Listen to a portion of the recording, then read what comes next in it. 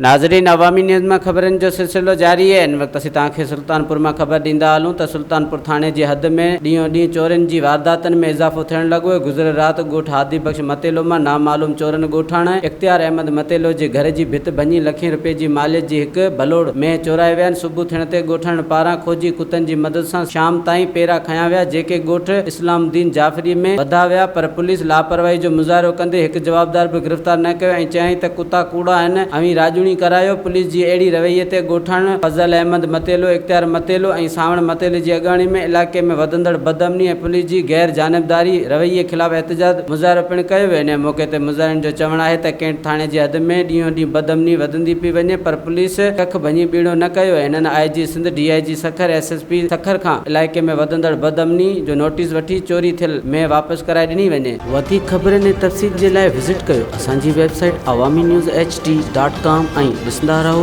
Awami news HD।